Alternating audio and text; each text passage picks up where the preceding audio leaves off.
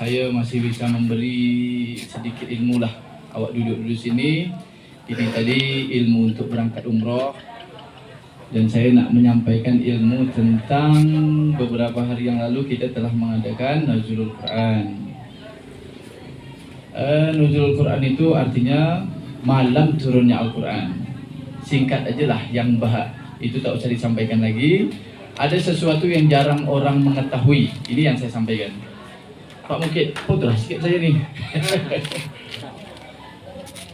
Al-Quran itu diturunkan berangsur-angsur selama 23 tahun. 22 tahun, 2 bulan, 22 hari lebih kurang.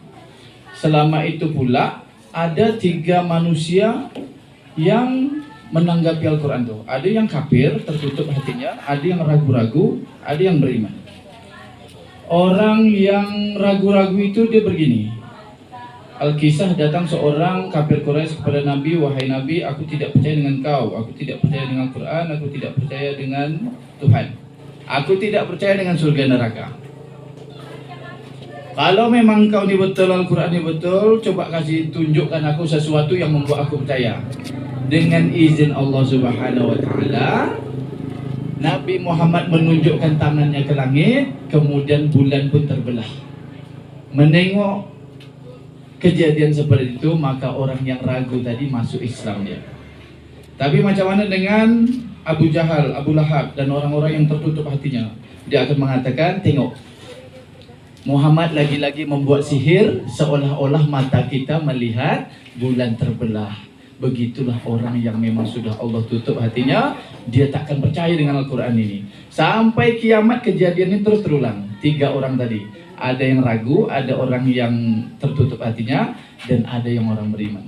Tapi bagaimana orang yang beriman hatinya? Seperti Abu Bakar, Umar, Utsman, Ali, dan orang-orang lain yang beriman hati. Dia melihat bulan terbelah itu dia santai ya, seolah-olah tak ada kejadian.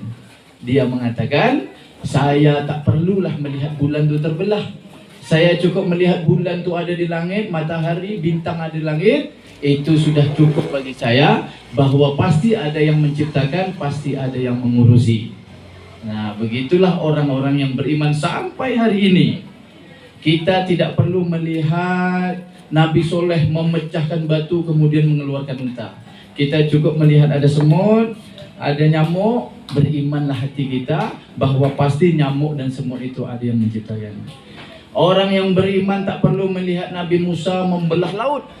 Cukuplah kita pergi ke laut, melihat air laut itu kadang pasang, kadang surut, kadang tenang, kadang bergelombang. Itu saja sudah cukup membuktikan bahwa pastilah laut itu ada yang mengurusi. Itulah Allah Subhanahu wa Ta'ala. Jadi pada kesimpulannya, orang yang selalu mencari mukjizat, orang yang menuntut yang aneh-aneh ini, itu orang yang rusak hatinya, yang rusak akalnya.